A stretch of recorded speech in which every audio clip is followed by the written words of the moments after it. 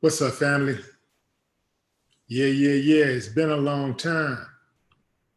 I shouldn't have left you without a strong post to step to. Okay, if it's your first time checking out the show, this is how we do it. You leave your name, your city, what you're representing, the state. If you're outside of the US, let me know what country you're representing.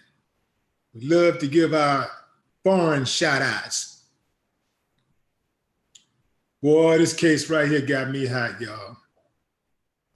When I saw when I first saw this case, I was like shook to my core because I'm like, damn, here we go again. And to come to find out it was all a hoax. So I give a few shout outs right quick. Let me see. I'm trying to find the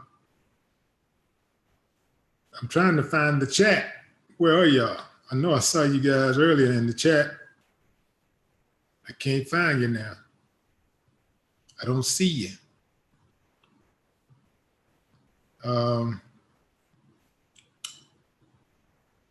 Show chat. Here we go.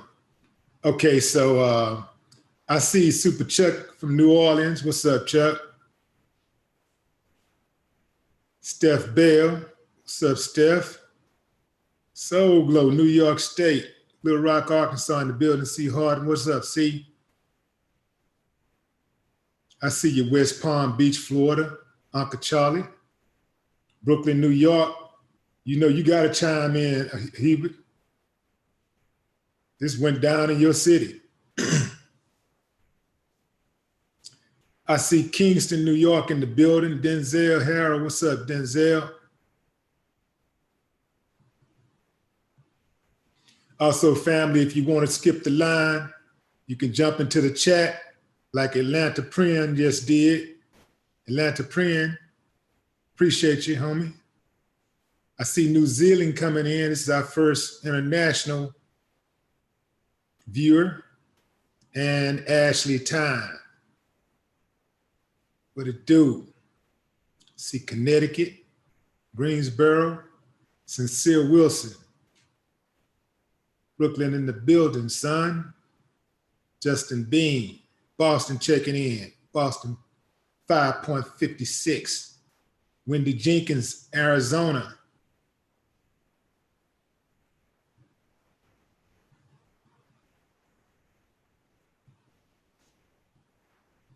Bronx in here again. See Detroit. Big Bird Game, Atlanta. Mama's Hand, DC. So let's get right on into it, family. Keep on commenting. I'll come back to the comments after I do my spiel. So we wake up to the news of this 16-year-old girl who had apparently been kidnapped. You can see on the video being dragged inside of a car, and you know, she's being kidnapped on a New York City street in front of her mother, snatched out of her mother's arms. And then she was found hours later admitting to staging the incident. Admitting to staging the entire incident.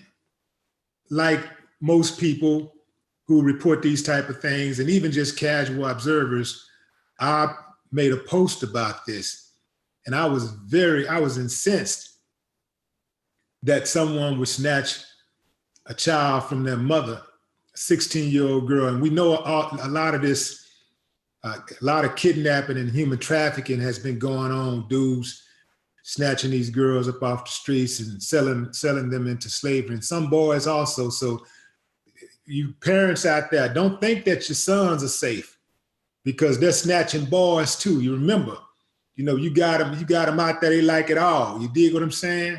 So don't think that your boy is safe. You know, protect yourself, protect your children at all times.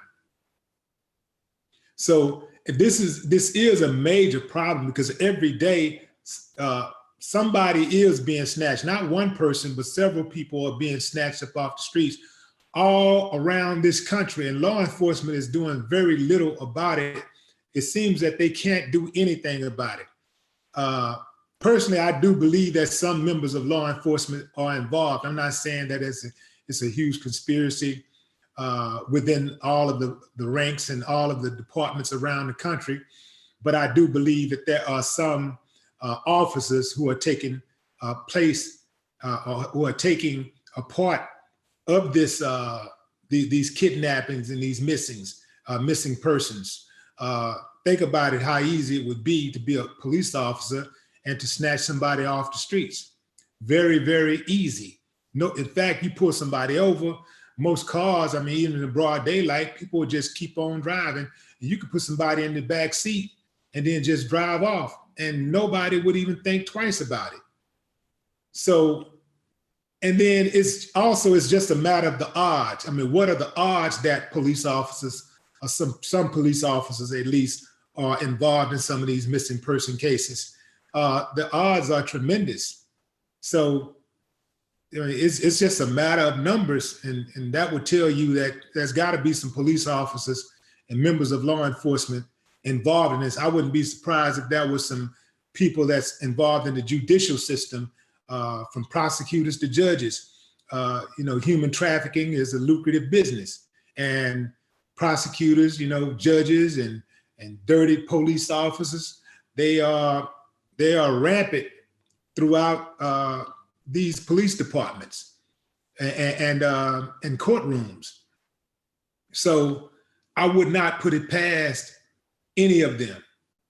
And I do believe also maybe that's why they're so lenient or so hesitant to go after these dudes and to hit them with the most severe type charges. I do believe that these type of dudes who partake in stuff like this, these type of activities, I think that they should be given the stiffest penalty, you know, under the law. I don't think that a life sentence is too much for them. I think that they all should be given a life sentence, because when you take a life, you know, you get a life taken. Now, if the streets can get to them, that's fine. But if they make it to the courtroom, I say a life sentence, because even if a person survives something so traumatic, they're never the same. It's like from that point on, they start living a different life. They become a different person. And just victims of rape. I mean, I'm just saying just one sexual assault. Those type of victims will tell you that they've never been made whole. So imagine if they were to snatch your mother off the streets. Think about what I'm saying. Now, some of you, especially men who got a problem with women, some of y'all see cases like this and you're unmoved. You don't give a damn. But if you really give a damn about your child like you act like you do, imagine your child being the one snatched off the streets. Imagine your mother being snatched off the streets. I don't know. It's hard for me to fathom that somebody would really love their mother and not have an appreciation for women. So I say that with caution. But imagine, I'll give you the benefit of the doubt. Imagine if your mother was snatched off the streets, never to be seen again.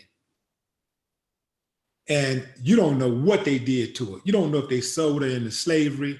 You don't know if somebody raped her and killed her.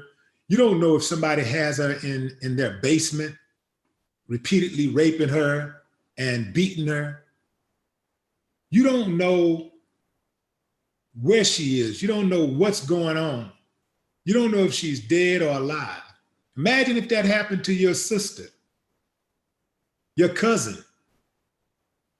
Some of you dudes, it's something wrong with y'all for real. Some of you guys are deviant. You know, some of y'all are like devils, and you really don't belong on the earth. You really don't belong being able to exist among the civilized. But besides that, I think that we need to really do a better job at protecting our women and our children. A nation can only be as great as their woman. It can only be as strong as its woman. This is what people don't understand. This is common sense, y'all. This is like, if you just look at tradition, look at how things have been historically. Historically, any nation has only been as strong as its woman, period. It go hand in hand. You gotta have both, the man and the woman, the male and the female. It go together. But I know it's hard to convince some of y'all of that, because some of y'all think y'all got here by yourselves. Some of y'all think you got here by yourselves and raised yourselves and fed yourselves and sheltered yourselves and took yourself back and forth to school and clothed yourselves, nursed yourself back to health. Some of you think you did all of it, and just so happened that you just happen to have these other people, they just happen to be around just standing by. But anyway, this girl, her name is Carol Sanchez. She's 16 years old, and she has admitted to fabricating her abduction.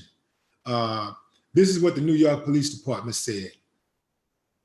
They're saying that it possibly stems from her difficult relationship with her mother. They're saying that her mother, they're told, is overprotective. I just don't think that, I think that overprotective is a damn oxymoron. Imagine somebody being overprotective of their home. No, you've never heard somebody say, well, you know, you're overprotective of your car. You're overprotective of your home. You know how you put up the surveillance cameras and stuff everywhere at your home? You got cameras inside, you got cameras on the outside, you might have a fence up, you got a gun inside. You know, same thing with your car, you got alarms on your car, you got tinted windows so people won't see inside. You know, you want to block that view. It ain't just to block the sun, but you want to block the view of people being able to look directly into your car and see something that they may want to take away. So people never say that you're overprotective of things, but they love to say that a person is overprotective of their child. And I get the gist of what they're saying, but I don't think that you can be overprotective of your child, especially in today's times. Yes, there are some parents, I do believe, that are too, what's the word? They're too strict. There are some parents that are too strict. To me, being strict is different from being overprotective. You dig what I'm saying? So I don't buy that. And what type of child would put their mother through that type of trauma? It's something wrong with that girl for real. She don't need to just go straight home. They need to take her straight to a damn psychologist. She need to go sit down on a sofa or stand up. I don't care what she do. Just sit in the car, whatever. She needs to talk to a therapist. She needs to have a seat and talk to a therapist, because something is wrong with her. This is not just some small time prank. What she did, she played on the emotions of a nation that is reeling over the kidnappings and murders and missing stories of hundreds of thousands of young women and older women. And she played on that emotion, and she used the police department's resources, which I'm sure ran easily into the tens of thousands of dollars just over a few hours, because that was really a lot of effort put in trying to find her. She played on those emotions, and what she also did is she created a doubt in people's minds when they hear these type of stories in the future. Well, maybe somebody's playing a game. Maybe it's another hoax, which I don't think people should really do. I think that people should probably maybe do some due diligence or whatever. But anytime you see a story like that, you see somebody getting snatched off the streets, you see surveillance footage showing some young girl getting snatched off the street, snatched from her mother, the arms of her mother, and by 2, 3, 4, 5 guys, whatever the number was, and they driving off. I think that person should get the benefit of the doubt until we prove otherwise. The same as we would do for the victim of rape, a victim of a robbery. That person should get the benefit of the doubt until you see different. We don't just automatically say, oh, they're lying. We don't automatically assume somebody is lying. I think a lot of times what people do is, it depends on what they're passionate about, they'll give the benefit of the doubt too. And if they're not passionate about it, they don't give a damn. And they'll make statements like, oh, you see, how do we know that ain't real? Oh, she's probably lying, this and that or whatever. Let's see what you guys are saying. I see Colorado checking in. What is that? LA, I can't figure out what that word is. But Colorado in the building. B. Williams, what's up, Michigan? Charisma, Albany, Georgia, what's up?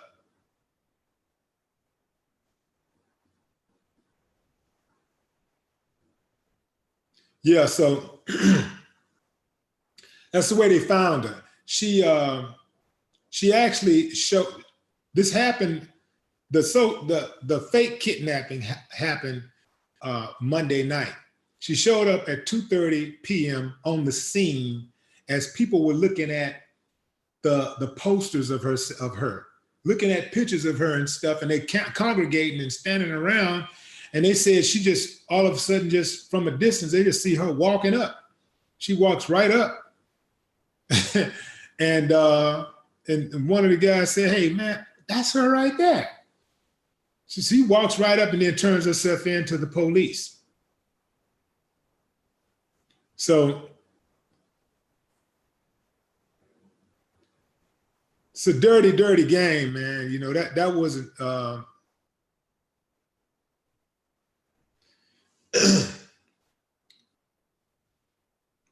Radiant God says, Black females are just big liars, and if you ever disagree with any of them, you're gay. You see, Radiant God, you're not a God, first of all, and there's nothing radiant about you. To say that Black females are the biggest liars, see, I don't want to control anybody's, try to control anybody's message, what they think or whatever. But certain people, their comments tell me that they're not going to be good for this channel. They're not bringing anything to the table. I'm okay with agreeing to disagree. I'm okay with people having a difference of opinion. But when you say things like Black females are the biggest liars, that tells me that you're one of the biggest liars and something is wrong with you. It's not the Black female, it's you. Therefore, you don't deserve to be on this channel. We're trying to get somewhere, man. We're trying to move forward. You stuck and you're a clown. You got to go. Let me get over here to your channel, bro, and get you out of here. We can't have that. Yeah, you straight up clown.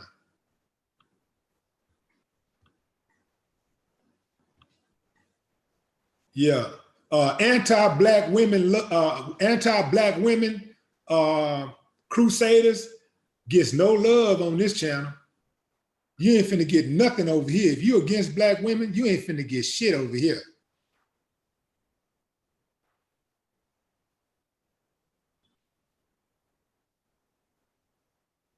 Yeah, you ain't finna get nothing over here. If you're against Black women, you ain't finna get nothing over here but a bunch of pain.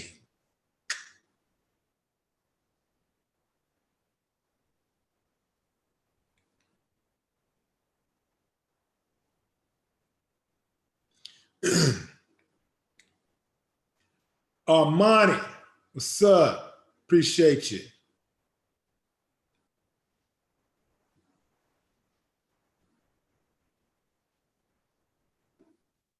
Tony S. says, please stop the blanket generalization talk. Sets us back. Well, it don't set us back, it set them back. You know, people that overgeneralize everything, you know, they're not critical thinkers. It's easy to just generalize when you don't really you can't really form a complete thought. You don't take the time to really think about things. So it's easy to say they, them, you always. And I like to say that nothing is always, right? So sometimes when a person is upset, they say, you always do this, and you know, are you always this, are you always, and that's not true.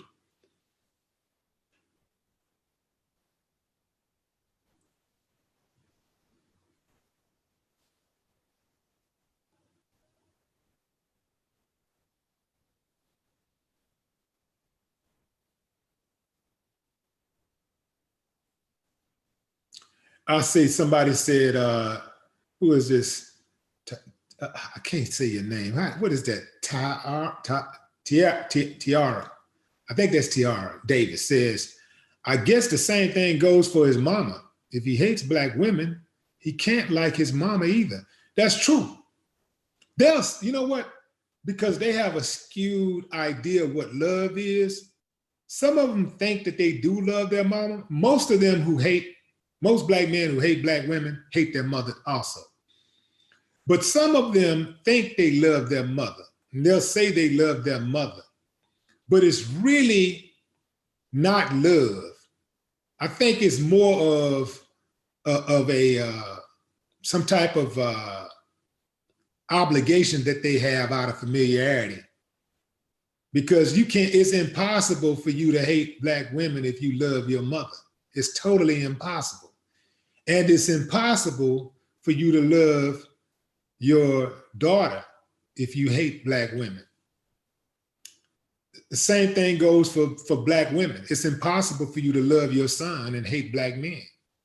Impossible for you to love your father and hate Black men.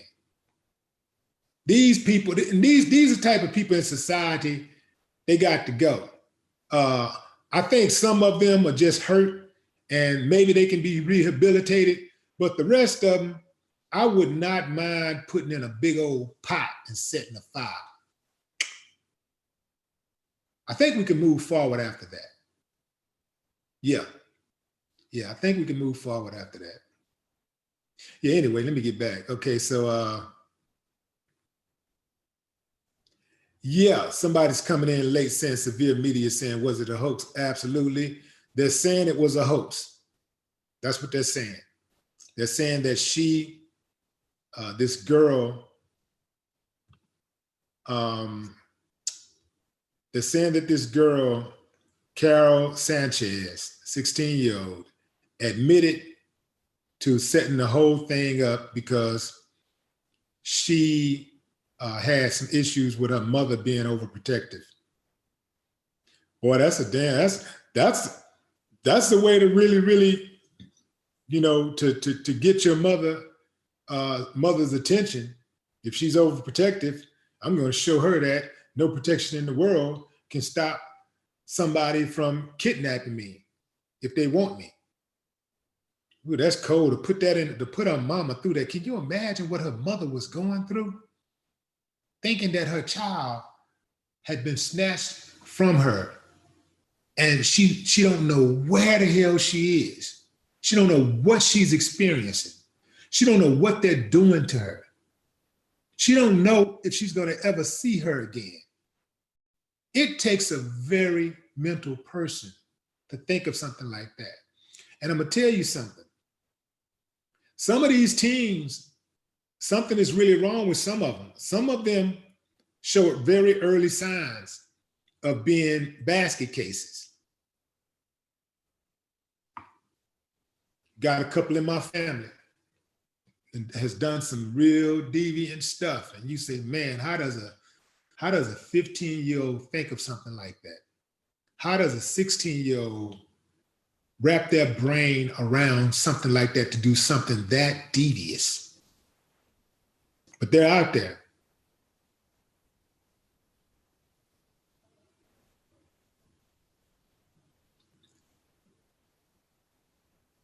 So they're saying the abduction occurred around 11:20 p.m. And, when her mother, when Carol and her mother were walking near East 156th Street in the Bronx, says surveillance video appears to show two men jumping out of the car and shoving the mother to the ground and dragging the 16-year-old into a car before speeding off.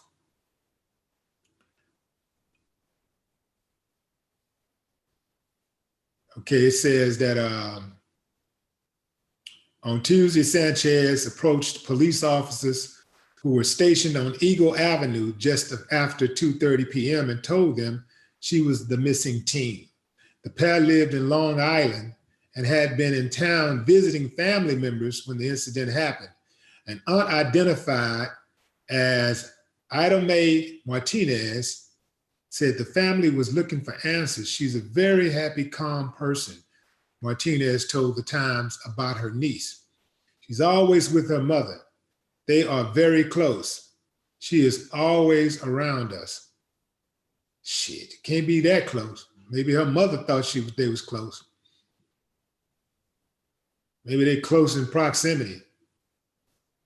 But spiritually, they're worlds away from each other. That's cold to put your mother through something like that. That is a parent's worst fear. That's a parent's, she actually manufactured her mother's worst fear. She created her mother's worst fear and made her mother experience that. She definitely needs some type of therapy. And she also needs to be punished, because people shouldn't be able to just go around making up these type of stories. She definitely needs some type of punishment. Some type of, she's 16 years old. People do stupid stuff when they're 16. We've all done it. There's not a person listening to this broadcast that was 16 years old, didn't do something stupid, but we probably paid the price for it. And she needs to pay the price for doing that stupid thing that she did. I don't know what that price is. Perhaps it's some type of probation or house arrest or something, or a combination of the two, and it's deferred. Whereas if she it handles her business and stays out of trouble for a certain amount of time, perhaps a year or two, then she gets to keep that off of her record. But she definitely needs to be punished. Just as these women who lie about being raped needs to be punished. That should be some type of penalty for just lying, making up lies, because this is not a victimless crime. I mean, her mother went through hell. Hell, I went through some form of hell this morning when I saw it. I mean, I woke up and it just totally destroyed my whole mood. Gave me all types of anxiety.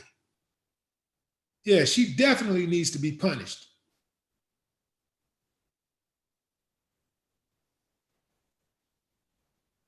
And here's some irony for you. What if something happened to her for real? What if the next time it's real? Then what? I don't believe it's going to be one person out looking for her.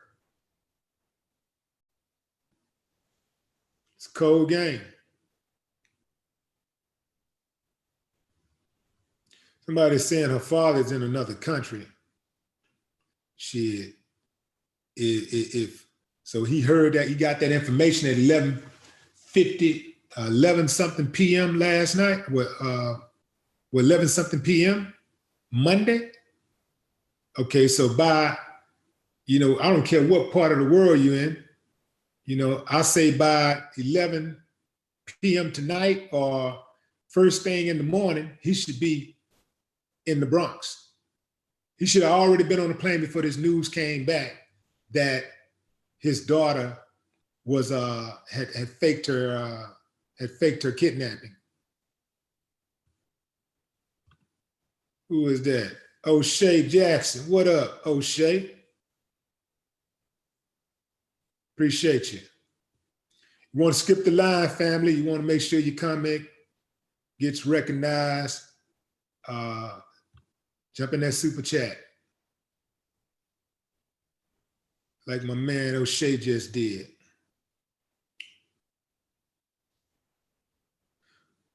What's up, Anthony O'Carroll? Girl in the world. It's like the boy who cried wolf.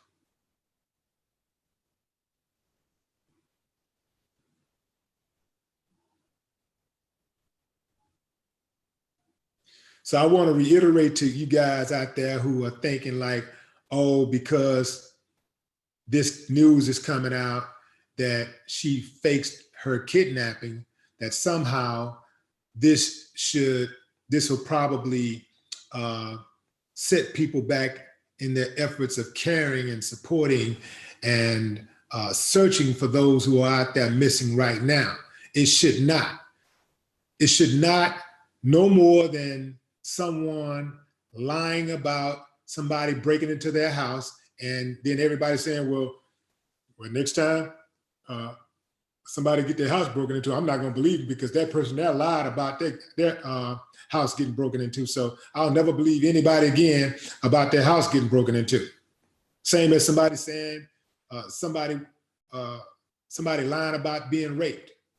We shouldn't look at that one situation and then judge all of these cases based off that one situation. You should judge these cases on a case-by-case basis.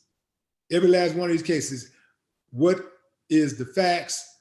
What does the research say? What does the investigation say? What's the evidence?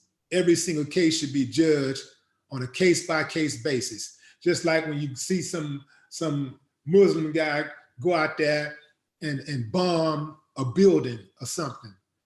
You shouldn't be like, well, man, all of the Muslims gonna try to bomb me. They're gonna try to bomb me. They're all packing bombs. It really take a stupid person to think like that. People that generalize like that, they really are not critical thinkers. I know a lot of them think they are, but they're nowhere near a critical thinker. That is the laziest thing to do, is to generalize something. That is very lazy. That's a very lazy attitude to have.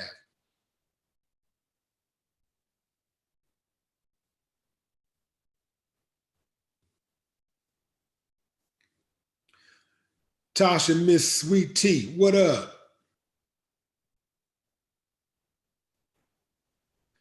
Boxing Conversations with Reggie Owens. What's up, Reg?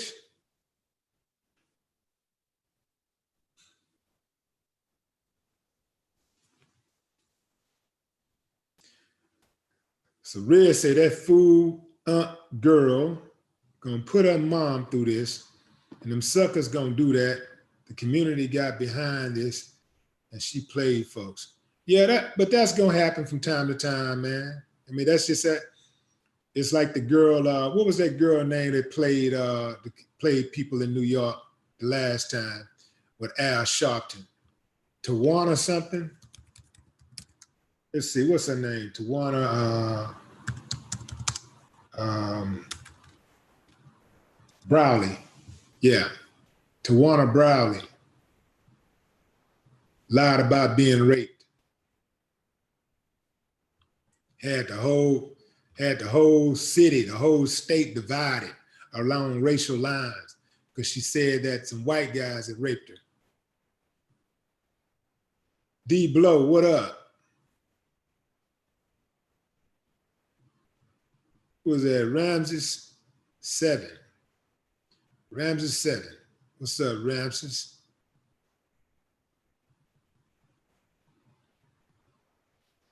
Atlanta Prin, D Blow, Boxing Conversations with Reggie Owens. Tasha Miss Sweet T.S., O'Shea Duke Jackson, Ramses 7.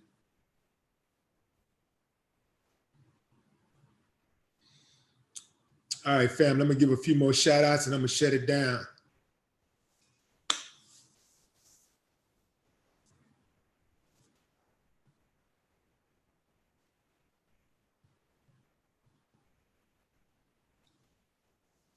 I see Detroit checking in, Gary Reynolds. Who was that? Landon Brown. What up, Landon?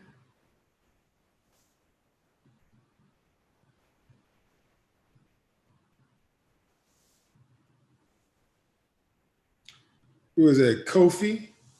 8-0s in the building, Cleveland, Ohio, and Clayton, Alabama, by way of Santiago, Dominican Republic. That's what's up. Kofi be moving around. North Carolina and South Carolina in the house back to back. Ray Vaughn and Tarilla.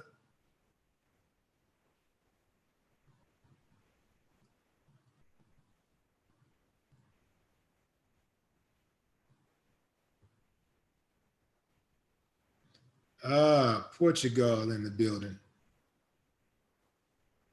Who is that? Exama Rap? Exama Rap? Portugal. B Moore, what up, B Moore? Big shout out to Micah M. Fume out there, the homeboy. Micah M. Fume.